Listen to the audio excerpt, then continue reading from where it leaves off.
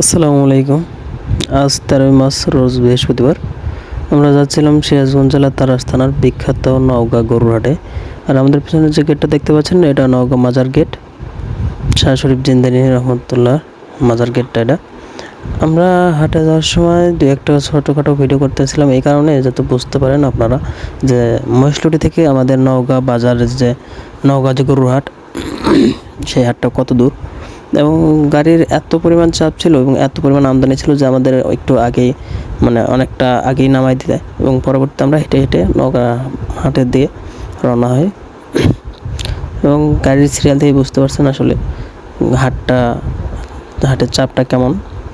এবং অবশেষে আমরা হাটে পৌঁছে যাই এবং চেষ্টা করি যে দুই পাশ থেকে মাঝখান দাঁড়িয়ে যে আসলে হাটটা কত বড় আপনাদের দেখানোর চেষ্টা করতেছি। যে আসলে সিরাজগঞ্জ জেলার জন্য বিখ্যাত এই কারণে বলা হয় যে কত বড় একটা হাট।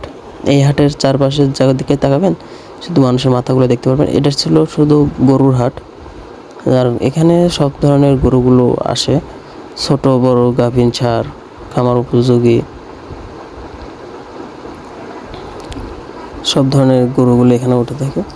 আমরা এই হাটে ঘুরে ঘুরে দেখার চেষ্টা করব। এবং বড় ভাইয়ের জন্য আজকে আমরা প্রথমে এইখানে ঢুকি এবং গরুগুলো পছন্দ করার চেষ্টা করি, যে আসলে দেখি পছন্দ হয় কিনা, এরপর দরদাম করব। চলুন দেখি আমরা কোন কোন গরুগুলো পছন্দ করেছিলাম। এইখানে যে সাদাটা দেখতে পাচ্ছেন এই সাদাটা পছন্দ করা হয়েছিল। এবার পরের এই লটে যে দেখতে পাচ্ছেন এখানে ওই যে লাল দড়িয়ালা সাদা যে ষাঁড় বাচ্চাটা আছে ওই গরুটা পছন্দ করা হয়। পরবর্তী দরদামের না মেলায় এখান থেকে আমরা আরেকটা ফাংশনে যাই বা আরেকটা লটে যাই। ওইখানে গিয়ে এই যে এখানে যে একটা হলস্টাইন ফ্রিজিয়ানের যে সাদা বাচ্চাটা দেখতে পাচ্ছেন, এইটা পাশে শাহিওয়াল যে বাচ্চাটা দেখছেন, এই বাচ্চা দুটা বিষয়ে কথাবার্তা বলি। এবং এখানে যে বাচ্চাটা দেখছেন এটার বিষয়ে আমরা কথাবার্তা বলেছিলাম। অবশেষে অন্য এক পার্টি 75,000 টাকায় এই বাচ্চাটা নিয়ে যায়। বাচ্চাটা আমাদের সবারই পছন্দ ছিল, বড় ভাইটাও পছন্দ ছিল এই বাচ্চাটা, কিন্তু এটা আমাদের ভাগ্যে হয়নি। এরপরে আমরা আবারও খুঁজতে শুরু করি এবং অবশেষে আমরা একটা পেয়ে যাই। এই যে দেখতে পাচ্ছেন যে সাদা, অবশেষে আমরা গরুটা কিনে হাসিল করার জন্য হাসিল অফিসের পাশে নিয়ে এসে বেঁধে রাখি। এবং মালিক যে দেখছেন দৌড়ে আসছে, এসে ঘুরে এসে দোয়া করে যাচ্ছে যে ভাই জিতছেন এবং অনেক ভালো একটা জাতের গরু পাইছেন, এই ধরনের কথাবার্তা বলে। এবং নিয়ে আমরা হাট থেকে বের করে নিয়ে আসি এবং নিয়ে এসে গাড়িতে বাঁধি। এই কারণে বাঁধতেছি যাতে গরুটা লাফ দিয়ে বা পড়ে না যায় বা কোনো সমস্যা না হয়, এই জন্য ভালো করে বেঁধে নিলাম।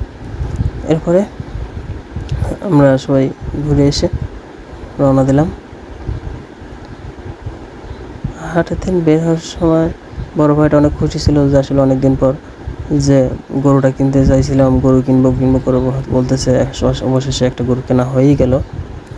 এবং হাটে থেকে আমাদের যে গন্তব্যস্থলটা ছিল সেটা ছিল প্রায় 13-14 কিলোর মতন গন্তব্যস্থল।